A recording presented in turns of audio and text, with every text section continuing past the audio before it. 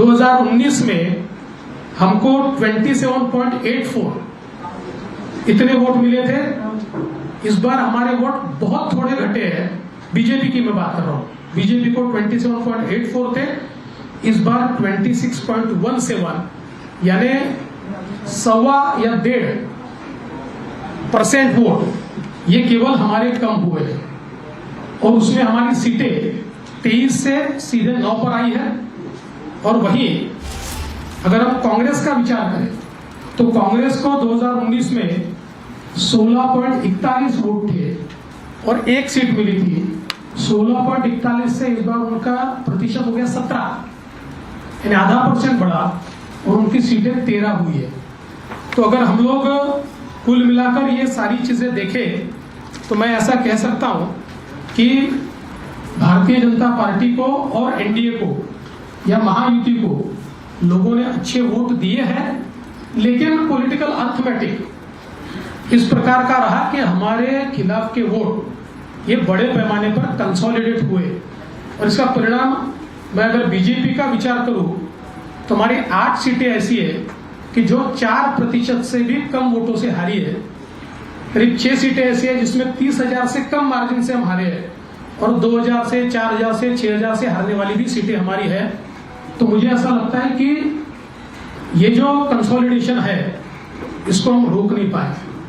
कुल मिलाकर अगर हम इसका थोड़ा एनालिसिस भी करें तो महाराष्ट्र में महाविकास आघाड़ी की 3 पार्टियों के साथ साथ हमको एक नैरेटिव के साथ भी लड़ना पड़ा।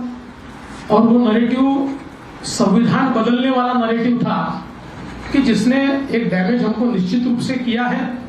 इसको इफेक्टिव काउंटर हम कर रहे थे और हमको ऐसा लग रहा था कि हम इफेक्टिवली काउंटर कर रहे हैं, पर मुझे ऐसा लगता है कि हम इफेक्टिवली इसको काउंटर नहीं कर पाए, ये बात भी निश्चित है।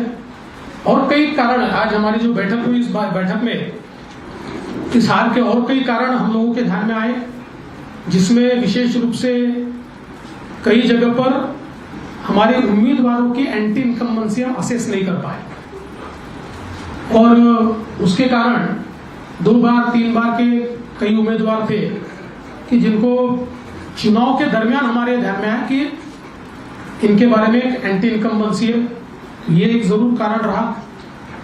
हमारा जो पैच का पट्टा है उसमें जो पैच के एक्सपोर्ट के बारे में डिसीजन थोड़ा लेट हुआ, डिसीजन तो हुआ लेकिन उससे पहले सरकार पैच खरीद रही थी, लेकिन नैरेटिव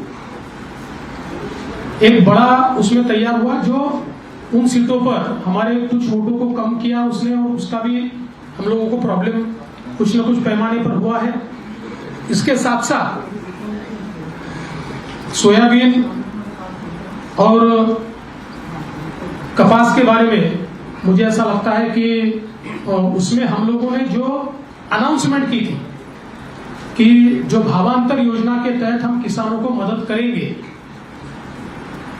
उस भावांतर योजना को हम लोग आचार संहिता से पहले लागू नहीं कर पाए, लोगों को हम पैसा नहीं दे पाए।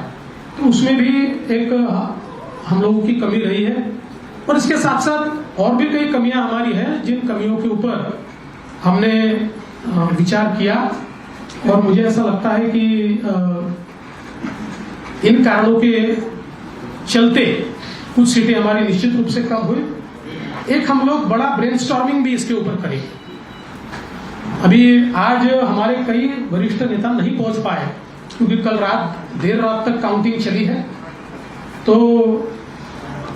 हम लोग सब लोग मिलकर फिर एक बार एक ब्रेनस्टॉर्मिंग करके और विधानसभा के लिए हमारी स्ट्रेटेजी तय करेंगे। और मैं निश्चित रूप से जो आंकड़े मैंने आपके सामने रखे हैं, ये आंकड़े इस बात को प्रूव करते हैं कि जरूर महाविकास आघाड़ी को एक इमोशनल एडवांटेज इन आंकड़ों से मिला होगा, लेकिन जमीन पर आज हम मजबूत हैं और अपनी गलतियों को दूर करके वापिस लोगों के बीच जाकर हम लोग जो हमको अधिक का लोगों से आशीर्वाद चाहिए वो संपादित करने की कोशिश करेंगे।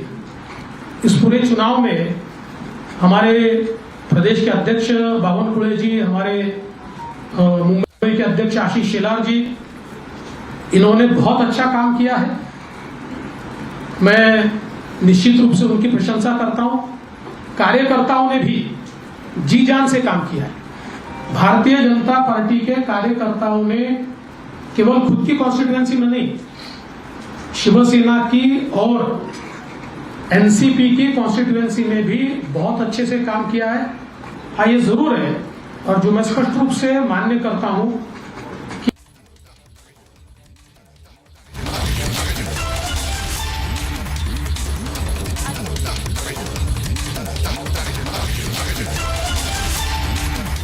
एक प्रकार से भारतीय जनता पार्टी की सारी जिम्मेदारी महाराष्ट्र में एक लीडर के रूप में मेरे ऊपर थी। तो ये जो हमारा महाराष्ट्र में